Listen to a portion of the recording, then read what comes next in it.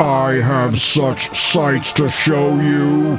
Oh my God! Oh, that's why they call you Pinhead.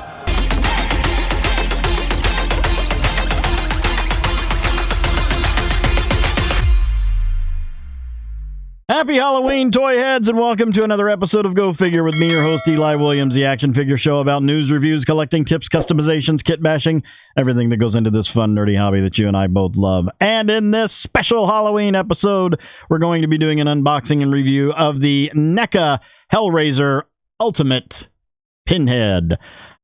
Picked this up at Best Buy, of all places. I happened to be in there looking for some stuff, and I was like, oh, well, doing a Halloween episode. Won't that be nice? And so here we are. Let's take a look here. I normally don't buy NECA stuff because I try to stay in the 6-inch and 1/12 scale range, and NECA tends to be a little bit bigger. But Pinhead being my absolute favorite horror guy, right next to Freddy Krueger, I loved this series, and I love the character, and so yeah, here we go. As you can see here on the front, we've got a picture of Doug Bradley as Pinhead there on the front, and then we've got the La Mancha configuration there with the chains and the hooks and with flesh pulling out, which wasn't really in the movie. I don't know why they did that. Then we've got Hellraiser. He'll tear your soul apart. Ultimate Pinhead. On the top here, we've got Hellraiser, NECA logo, warning, choking hazard. Don't put, I mean, my God, why would you want to put that in your mouth? But, you know, don't. Ages 17 and up. On the side here, Hellraiser, NECA Real Toys. And then on this side, same thing. On the back here, we've got a picture and actually 4 pictures of the figure itself. And then Hellraiser, a little blurb at the bottom there. And then on the bottom, we've got some jibbery-jabbery legal jargon, little instruction on how to pull the Pinhead off and replace it, because apparently it's got 2 heads. And then NECA Real Toys, barcode, and ages 0 to 3. You know what that means. If your child is not born yet, they shouldn't play with these toys. That's right, you're welcome. And then we do have a little clamshell opening thing here. And you see another picture of the figure. And there's the figure itself. So let's get into this. I've been foregoing the unboxing part, but get Trusty out. Pew! We're doing it for this one because this is a special Halloween episode. And let's get into this.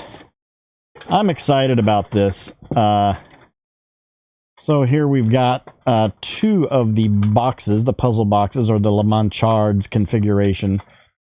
And there we've got a smattering of accessories. Let's just see if we can just dump those all out. There we go. And I'm going to have to be extra careful with this head because of all these pins.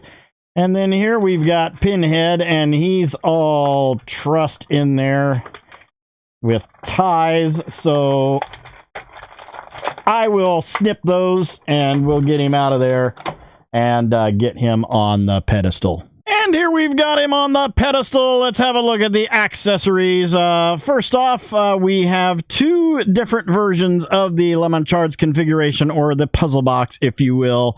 And these are extremely well detailed. Let's see if I can get this focused in here. Really nice job here. It looks exactly the way that it's supposed to look. Little bitty cube with the gold paint apps and the black on there. Really nicely done. We have one in cube form, and then we have one that has the first part of the configuration done there in the star. Really, really cool. I'm very, very impressed with the detail that they've done on this. It's an exceptional job on this. I was really concerned that this was going to be really hokey and corny looking, but no, they did it. It looks exactly how it should look in this scale. Then we have a second head, sort of a gritting teeth look here to him, which has a very small peg in that in that head. That's a little disconcerting, and we'll have to get to that when we get to the figure. But this head, just like, and I was really concerned with the pins, but they are very soft and rubbery, so you don't have to worry about those breaking off. In fact, you can heat those up, and if you have a little bendage there, you can get them kind of. We even have the little creases in the back of his head here. Looks really good. They did a really good job. The glassy looking eyes on there, the teeth, really well done, NECA. I'm not usually an advocate for NECA, but nicely done. And then we have he's got 3 sets of hands. We have sort of the splayed out hands, or maybe half grip hands for the box itself on him by default. And then we have a sort of a cupped hand and a splayed out hand on there. And it has that glossy black leathery look to the hands, and they are pegged hands. And they are very soft and rubbery, so no worry about breakage. I will say this, NECA had a history of having a lot of brittle plastic stuff, but they've come a long way over the past few years. And I'm really grateful for that, because this is an exceptional looking figure. So yeah, we've got the fleshy hands with the little pink bloody stained looks at the end of the fingers there on those. And then we also have a set of grip hands, which same thing with those, has the glossy black paint apps there with the leathery look on the pinky and the thumb. And they also have those stained red fingers on them. And then we have his tools of torture here. We've got a hook with a serrated edge on the back there. Very shiny metal. It's got the little hooks, which I'm assuming he's got them to where you can hang them on him there. And it's got a blood stain to it, a little serrated edge back there. It looks very realistic. It looks like it could, and it's actually, ooh, that's sharp. So, yeah. And then we've got the little saw right there, and it's got a serrated edge underneath there, and little handle, also with the little loop on it. We'll bring that up to you so you can hang it on him right there, a little black handle. And then we have this knife right here with the loop on it, so you can hang that on him, and we'll get to that. But all of them in very shiny metallic looking plastic, and they're sort of semi-soft rubbery, so they're not going to snap and break. And then here we have Pinhead himself.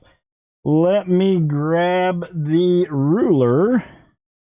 Here, let's get Mr. Ruler out here and measure him up. And Pinhead stands at approximately between 7 and a quarter and 7.5 inches tall. So he's actually pretty tall. I have a special shelf for larger figures like him. I've got a few other NECA on there. I've got some of my Diamond Select stuff and my Crazy Todd McFarlane stuff there. Let's have a look at Pinhead again. We've got that same head with just a neutral looking face with all the pins on there. And I will say this, they did a good job of keeping these pins straight. I don't really see that any, unless I just got really fortunate and got a good one. There's a couple that might need to be bent. But they, like I said, they are soft, rubbery. It's got that blue tinge to the ears on the inside of there. And he's got that little black piece going up behind the head. I am interested to see. Oh, that actually comes off very easily. And it's got just a peg on there. So, yeah, that slips right on. Well, yeah, that slips right on effortlessly. So that's nice. You got a little bit of articulation on that, but we'll get to that in a moment. You've got that blood-stained little tears there in the front. All of this in a glossy black leathery look to it. I'm trying to see where where is the thing where they hang on him? There should be like little, I feel like there should be little hooks or something on there where those things hang. Is it down? Where are they? Let me look at that. I feel like there should be something. Oh, I think I see them. Okay. Oh, I see. All right. All right. Yeah. I think there's little loops that those go through. Yeah, and we've got this little string here, or maybe that's what they hang on. Are they hooks? Or are they... Okay, I think they're actually little hooks. So you just kind of put them on there. Okay, yeah, I got it. All right. Okay, so that's how they go on. Gotcha. Well, that one's on there now. Is this stuck on something? I feel like this. Oh, okay. It runs through that little piece there. You just gotta even that out. All right. So that's how they go on there. So yeah, we've got that going down to the torso. We've got some little bit of a flesh exposed there on the back. It's all the way down to this little butt flap. And then the bottom of the skirt, or the bottom of his robe here, is cloth goods and real shiny. And then it has a wired edge on the bottom of it, so you can pose that. So that's kind of cool. Down to underneath here, which we've never seen, he's got some boots with some silver paint apps on them, some black pants, and going all the way around with that shiny black plastic, looking a lot very leathery like. Really cool looking rendition of this figure. Really loving it. Looking at articulation, head rotates all the way around, but you've got that little flap in the back there that's going to hinder you a little bit. You get a little bit of down, not really much back, a little bit of tilt, but that you've got that collar coming up onto the neck that's going to limit you on that. Shoulders right out to there in a T formation. This one is a little... I'm almost really weary about these NECA figures, but this one... This is very soft, somewhat of a soft vinyl. So yeah, that's actually working. But you've got full rotation on the arms, and then straight out to a T formation. No bicep swivel. You've got a... Is it a double elbow? Is that a double elbow? Okay, yeah, so you do have a double elbow. Right to there, and then down, and then a wrist swivel, and then an in and out hinge on the wrist, and they're all like that. I'm fairly certain. Let's see if this one is an up and down. No, this is in and out. So yeah, in and out on the wrist. I've got a ball joint mid-torso for a little bit of ab crunch. Not a whole lot. Not a whole lot of movement there.